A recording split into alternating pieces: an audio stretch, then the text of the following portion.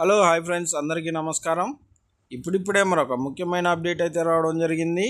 అదేమిటంటే AP mega DSC భారీ update, త్వరలోనే నోటిఫికేషన్లు అంటూ ఇప్పుడిప్పుడే మరొక ముఖ్యమైన అప్డేట్ అయితే రావడం జరిగింది. అయితే ఈ మెగా డిఎస్సి నోటిఫికేషన్ గురించి పూర్తి సమాచారం తెలుసుకోవాలంటే మన వీడియోని ఎక్కడ స్కిప్ చేయకుండా చూసినట్లయితే మనకు పూర్తి సమాచారం తెలుస్తుంది. ఇక లేట్ చేయకుండా వివరాల్లోకి వెళ్దాం.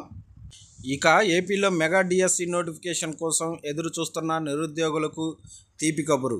డిఎస్సి నోటిఫికేషన్ ఎప్పుడు వెలువడుతుందో తెలియక చేస్తున్న ఉద్యోగాలు మానేసి గత ఏడాది జూలై నుంచి పరీక్షలకు సిద్ధం అవుతున్న అభ్యర్థులకు టీడీపీ సర్కార్ అలర్ట్ చేసింది. ముందుగా నిర్ణయించిన షెడ్యూల్ ప్రకారమే వచ్చే విద్యా సంవత్సరం మొదలయ్యేలోపు పరీక్షల నిర్వహణ, నియామక ప్రక్రియ పూర్తి చేయాలని యోచిస్తున్నారు.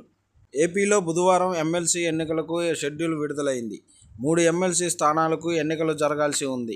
ఎన్నికల ప్రక్రియ మార్చి మొదటి వారంలోపు పూర్తి కానుంది. ఈ నేపథ్యంలో మార్చి 2వ వారంలో డిఎస్సి నోటిఫికేషన్ వెలువడుతుందని ప్రభుత్వ వర్గాలు చెబుతున్నాయి. ఎమ్మెల్సీ ఎన్నికల కోడ్ వచ్చిన నేపథ్యంలో డిఎస్సి నోటిఫికేషన్ విడుదలలో కొంత జాప్యం జరిగినా ముందుగా నిర్ణయించుకున్న షెడ్యూల్ ప్రకారమే నోటిఫికేషన్ వెలువడుతుందని చెబుతున్నారు. ఎమ్మెల్సీ ఎన్నికల కోడ్ ముగిసిన వెంటనే మార్చి 15 తర్వాత డిఎస్సి నోటిఫికేషన్ ఇచ్చేందుకు ప్రభుత్వం ఏర్పాట్లు చేసుకుంటున్నట్టు టీడీపీ వర్గాలు చెబుతున్నాయి.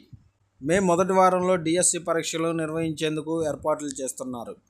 జూన్, జూలై నెలలో పోస్టింగ్స్ ఇచ్చేందుకు ప్రణాళిక సిద్ధం చేస్తున్నారు.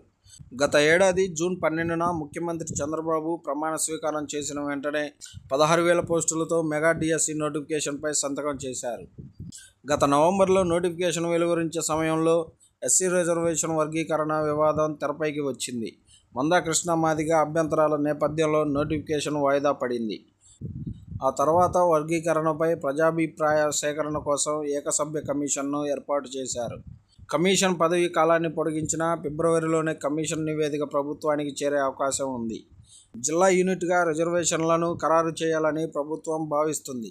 మరోవైపు ఇప్పటికే ప్రభుత్వ ఉద్యోగాల్లో సామాజిక వర్గాల వారీగా ఉద్యోగుల జాబితాను ప్రభుత్వం కమిషన్కు అందించింది.